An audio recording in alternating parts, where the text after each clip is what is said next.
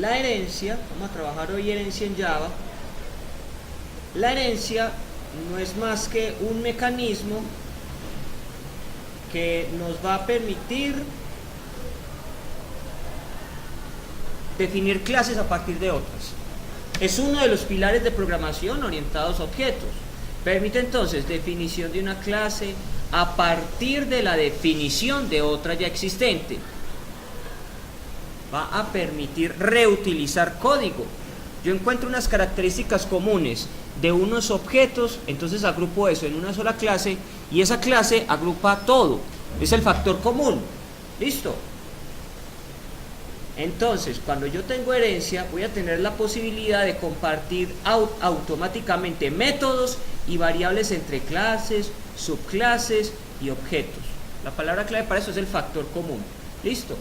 Entonces vamos a ver un ejemplo desde un diagrama de clase. Supongamos que de alguna forma voy a crear todo un sistema referente a la selección colombiana de fútbol.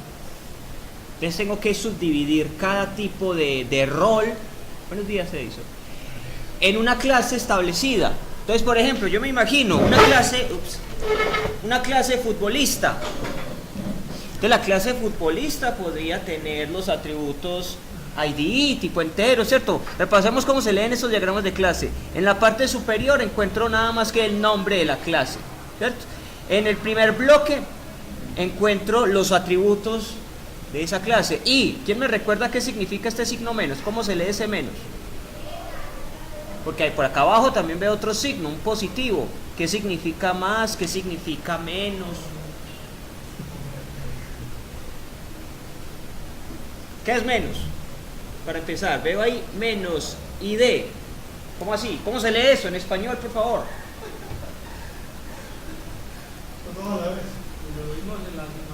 Sí, y lo vimos la semana pasada. No, es que ustedes son muy tímidos, yo sé.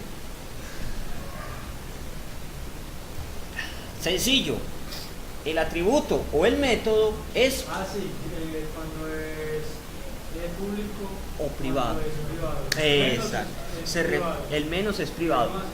Excelente. El menos es privado.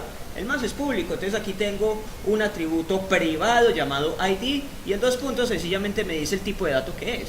Si lo fuera a inicializar, este sería el punto perfecto para inicializarlo, ¿cierto? Es una alternativa, bien.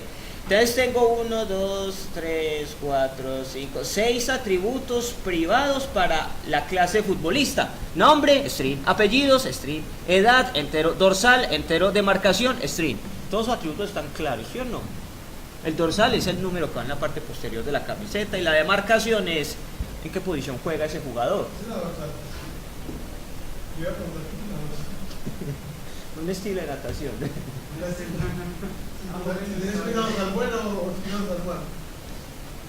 No, depende del contexto. Puedo lo menciono. Para un futbolista, el que lleva el 15 en el dorsal, lleva el 15 en la camiseta atrás. ¿Listo? Y tengo unos métodos públicos. Los métodos siempre van en la tercera sección de la clase, después de esta subdivisión. O sea, la primera sección, este primer pedacito, ese es el nombre de la clase. Nombre, clase. Listo. La siguiente sección siempre va a ser los atributos o las variables. ¿Sí? Y la última sección, la que está en la parte inferior, siempre se va a referir a los métodos. Si yo fuera a hacer esto exhaustivo y bien detallado, ahí en los métodos debería poner el constructor y los métodos get y set de cada uno de esos atributos. Listo, pero para resumirlo un poquito, solamente voy a poner esos métodos propios de cada clase. Listo, entonces si yo sigo pensando en el futbolista, un futbolista tiene algún método, algún procedimiento para concentrarse, para viajar, para jugar un partido, para entrenar. Todos esos son públicos. O sea que cuando yo cree un objeto de esa clase, ese objeto tendrá disponible estos métodos, ¿cierto? Y los atributos se podrán manipular solo desde algún método particular. Esos son los getter o los setters, ¿sí o no? Listo. Así pensé el futbolista. Pero sigo en el mismo contexto. Estoy hablando de la selección colombiana de fútbol, listo. Entonces, el plantel deportivo también está constituido por el entrenador, ¿sí o no? Importante tener un entrenador en un equipo. Y yo visualizo que necesito para el entrenador un ID, un nombre, privados, apellidos, edad y algo particular del entrenador es el ID de federación. Tiene que estar registrado allá en la FIFA, ¿sí o no? Listo. Y unos métodos. También necesita concentrarse, necesita viajar, él debe dirigir partido y dirigir entrenamiento, ¿no es cierto? Listo, eso lo he visualizado para entrenador. Y estos métodos son públicos también. O sea, no todos, es que todos los métodos son públicos, no, depende. Depende de la lógica, depende de lo que necesitemos realizar. Hay algunos métodos que pueden ser privados, si lo requieren.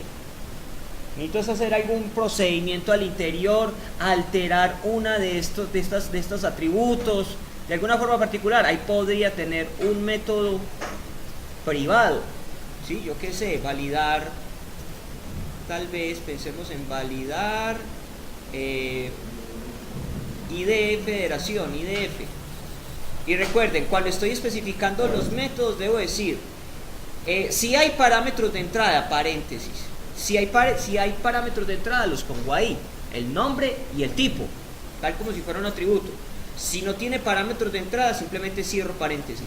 Y en un 2 puntos voy a decir si ese método retorna algo. Retorna un string, retorna un booleano, retorna un int, un integer, lo que necesiten, listo. Entonces ya estoy entendiendo lo que es un diagrama de clase, ¿sí o no? Listo. Y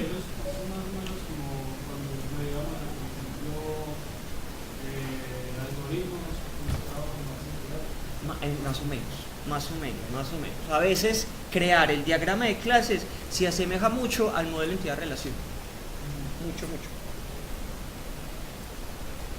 Listo. Y siguiendo con el caso del plantel deportivo, pues además de los jugadores, el entrenador, pues necesitamos el médico, ¿cierto? El que diga, este jugador puede jugar, no puede jugar, está lesionado, no está lesionado, tiene 3 días de incapacidad o necesita tal terapia para aquello, lo que sea.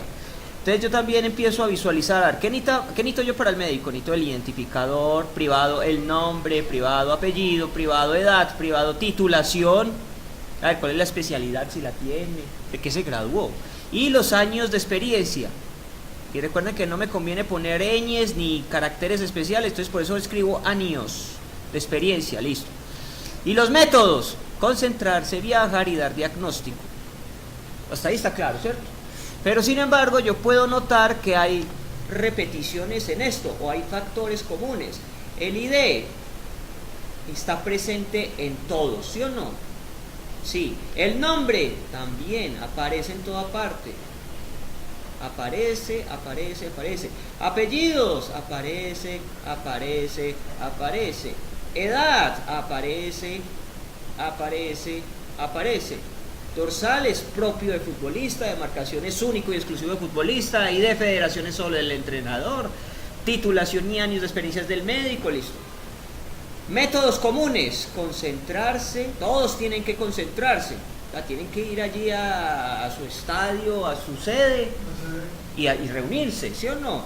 En algún momento todos tienen que viajar y viajan en paquete, en grupo, ¿cierto?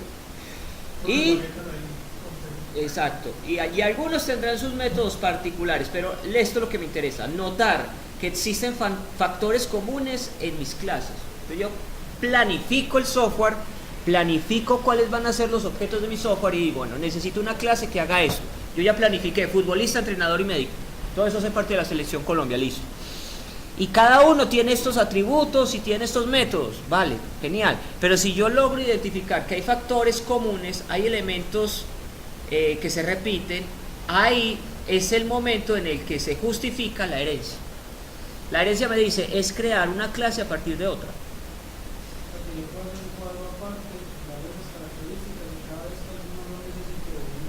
Exactamente.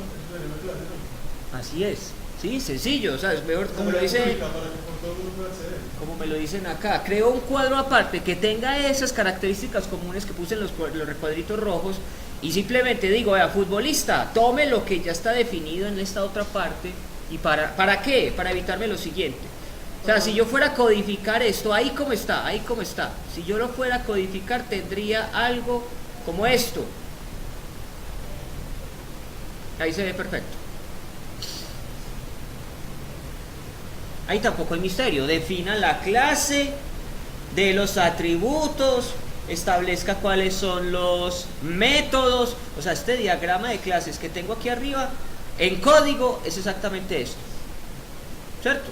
Es que a veces a nosotros nos van a entregar el diagrama de clase, porque es que el software, como lo he mencionado, se planifica, se diseña. Entonces, cuando me entregan el diseño, me dicen, vea, esas son las clases, prográmela. Y nos dicen exactamente qué debe pasar acá, qué debe pasar allá. Listo. Entonces yo programo esto y voy a encontrar exactamente lo mismo. ¿Cuál es el detalle? Que tengo más líneas de código de las necesarias, tengo unas cuantas redundancias. Todo esto es lo mismo. Entonces ahí estoy teniendo, en realidad, un desperdicio de espacio. ¿Sí? Aunque me pueden decir, no, pero entonces si yo meto eso en otra clase aparte, no estoy también creando otro espacio en memoria. Bueno, para parte sí, tendríamos razón. Pero también, además de poder reducir líneas de código, me interesa más es el concepto de reutilización de código, que esa es una de las finalidades que tiene la programación orientada a objetos. No se codifique a sí mismo. Usted ya hizo eso en otra parte, más bien llame a esa otra parte, invoque lo que ya tiene listo. ¿Listo? Entonces, como ya lo habíamos... Ya lo que define es la variable de información de la información. Más o menos. Lo que vamos a hacer entonces, para no escribir código de más, que ya vimos que ahí estaba escribiendo código de más, repite, y me van a decir, eso no es más que copy y pegue, pero eso no es tan elegante, eso no es tan óptimo. Entonces, para evitar ese copiar código de más, ¿qué es lo que vamos a hacer? Vamos a crear una clase con el código que es común a las tres clases en este ejercicio. Como menciono, el factor común. Y a eso, que es el factor común, es a lo que vamos a llamar la clase padre, o en Java particularmente la superclase. ¿Qué es la superclase? De la que heredan todos los demás. La raíz, el caso general, listo. Y si hay clase padre, naturalmente deben haber clases hijas, ¿sí o no?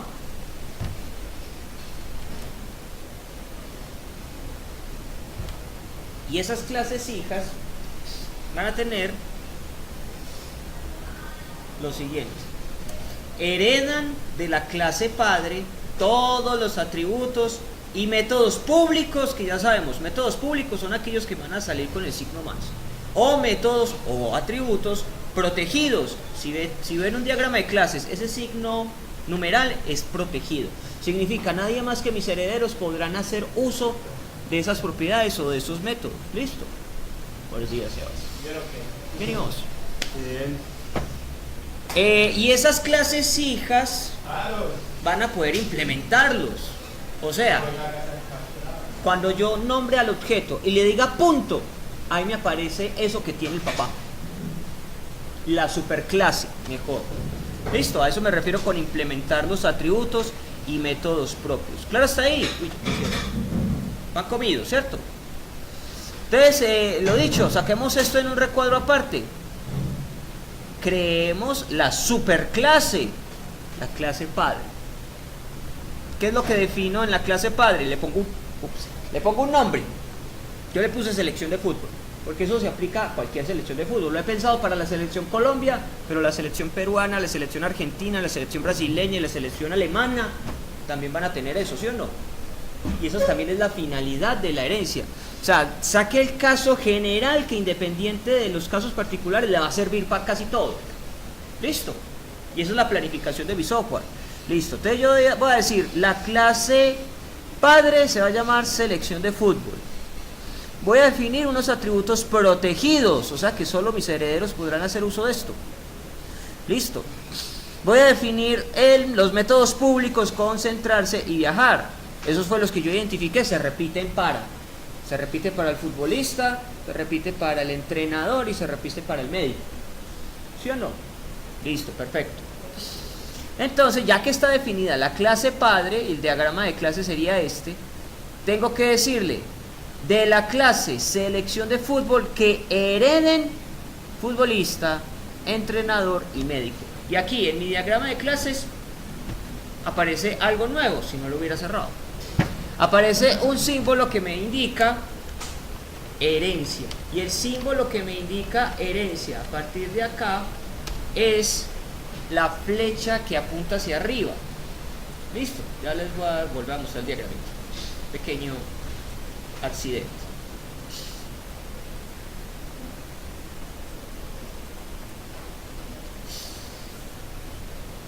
Ay, hay que quitar esto otra vez. No quiero ver esto, listo. Bueno, ¿dónde iba? Ya por acá abajo, sí estaba. Esto ya estaba. Esto ya está claro esto. La clase padre o la superclase, tenemos clases hijas, ellas se heredan. Esta es la que entró. El diagrama de clases que me va a representar la herencia. Este simbolito. Cuando en un diagrama de clases vea esa flechita, significa herencia. Las clases tal, la clase futbolista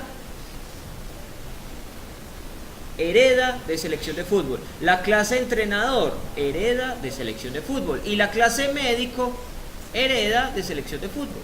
Entonces ya no es necesario que en mi diagrama de clase yo escriba ID, escriba nombre, escriba apellidos, escriba edad. No es necesario. ¿Por qué? Porque si hereda, eso ya va a quedar aquí implícito.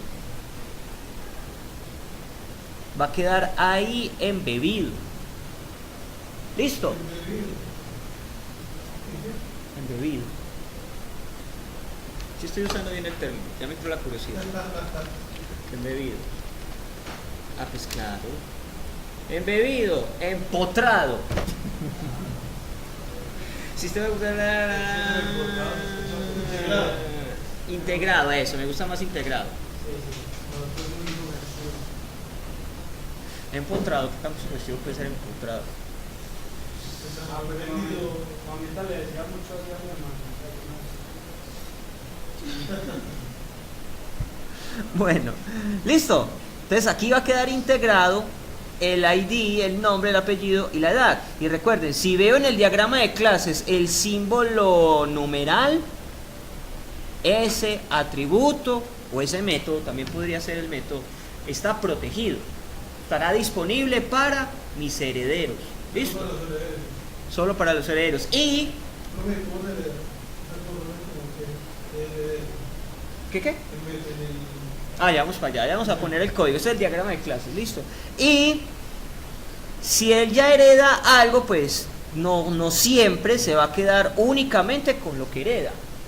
Cada clase puede tener sus atributos distintivos, lo que lo diferencia de los demás. Entonces, por ejemplo, el futbolista, ya sé que tiene ID, nombre, apellido y edad, pero además tiene dorsal, lo que lo hace único, lo que lo caracteriza mejor. Tiene una demarcación, claro, eso lo tiene única y exclusivamente el futbolista. Además de los métodos que hereda, que es concentrarse y viajar, va a tener el método de jugar partido y el método de entrenar.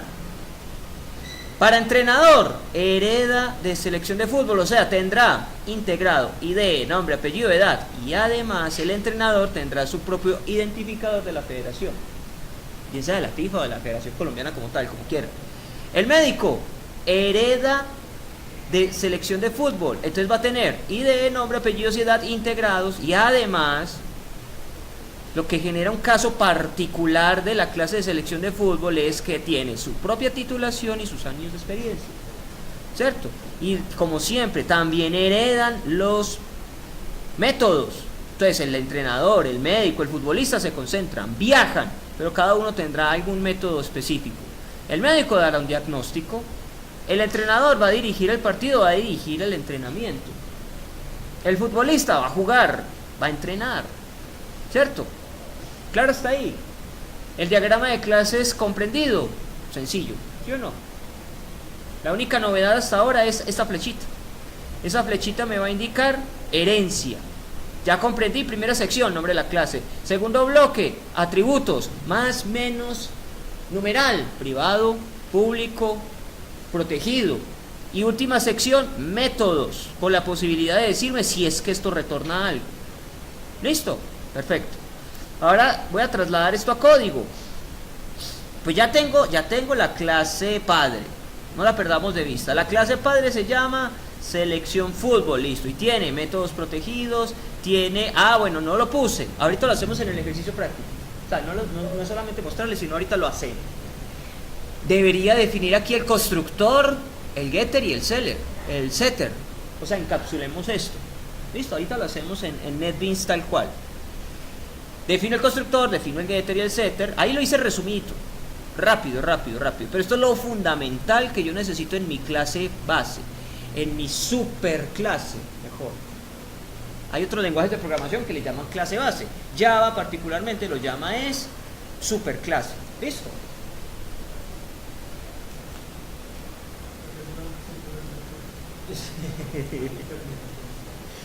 Le falta la capa. Bueno, entonces ya tengo la superclase definida. Entonces ahora, ¿qué debo hacer a continuación? Decirle, vea, la clase futbolista hereda de selección de fútbol. Eso significa el extend. Eso es extend. Eso es tal cual como sucede en PHP. PHP lo hace igualito. Vamos a ver que una clase herede de otra. Sencillo. Nómbreme la clase, dígame si es pública, privada, lo que usted quiera. Y dígame que hereda extends tal otra clase. Y ese va a ser el factor común para todas las demás. Entonces la clase futbolista hereda de selección de fútbol. Bien. La clase entrenador hereda selección de fútbol. Y la clase médico hereda de selección de fútbol. Es como si yo hubiera copiado y pegado ese código al interior de cada una de estas clases. ¿Listo? Eso es como llamarlo un copy y pegue dinámico. Me ahorro unas cuantas líneas de código, ¿sí o no? Lo va a hacer más legible, lo va a hacer de... no tiene tanta repetición. Cosas que se repitan, no tiene caso, es cierto. Y eso es lo que busca la programación orientada a objetos. Pues la música se loop. Toda la canción se loop. Eso, cierto. Muy bien, comprendido. Entonces después voy a indicar cuáles son las particularidades de cada clase. El futbolista necesita, además de lo que va a tener el dorsal, tipo de dato, va a tener la demarcación, va a tener su propio constructor, va a tener sus métodos particulares. Lo mismo pasa aquí con el entrenador, su atributo particular, su constructor. Me faltan los getter y setter, ahorita los hacemos. Su método particular y el médico la misma historia. ¿Dudas hasta ahí? ¿Inquietudes? ¿Comentarios? Ya saquen una hoja y la marca. No se puede. Yo escucho algunas cosas como especializar en esos tres bloques. ¿Cuáles tres bloques?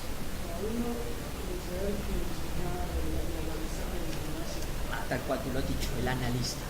El otro es el que le programa y el otro es el que hace la encuesta. No, Tal cual. eso me parece que está tendiendo como a verse mucho así. O bueno, Es que para allá vamos. Para allá vamos, porque tú lo has dicho. Ahí lo que lo que me has enunciado es a grandes rasgos el ciclo de vida de un software. Levante requerimientos, diseñe y analice, codifique, pruebe y a producción. Y cada fase puede tener un rol. A veces a uno le toca hacer todo. Vaya, hable con el cliente, pregúntele qué quiere, listo, haga levantamiento de requisitos. Ya entiende qué es lo que necesitamos, entonces diseñe el programa. Tire lápiz. No empieza tirando código. Tire lápiz, diseñe qué es lo que va a hacer. Haga unos esquemas, unos bosquejos, contrate un diseño tal vez, planifique, listo. Y ahí sí, tire código. Después de que tire código, haga pruebas. Después de que haga pruebas, vaya comunicándole constantemente al cliente, llevo esto está bien, vaya haciendo una realimentación constante y vaya liberando versiones. Normalmente en un proyecto grande, cada etapa es un rol, es una persona. En una buena empresa eso debería ser individualmente. Usted haga levantamiento de requisitos, usted hágame el diseño, usted codifique, o un equipo de personas codifiquen. Usted hace este módulo, usted hace este módulo, usted hace este otro módulo. Usted haga pruebas y usted haga control de versiones. A veces a uno le toca hacer todo, a veces uno se dedica a alguna cosa. ¿Listo? Y para eso precisamente vamos a tener las materias de preanálisis y análisis. Por eso les estoy embutiendo de una vez el diagrama de clases. Cuando lleguemos a diagrama de clases van a decir, nah, otra vez lo mismo. Eso es lo que es preanálisis y análisis. Dibujar adecuadamente. El preanálisis es levantamiento de requisitos. Análisis es, además de hacer un diagrama de clases, hacer otros diagramas que me representen todo el software. ¿Sí? Porque es lo que les menciono. Uno no tira código desde el principio. De pronto uno tendrá alguna habilidad en algún momento y le dicen, necesito un software que haga eso, ya tiene el código aquí en la cabeza. Pero eso es después de años de experiencia. Pero la buena práctica es primero planifique qué va a hacer. Hola, buenos días. Uy, madrugó. Me copió con...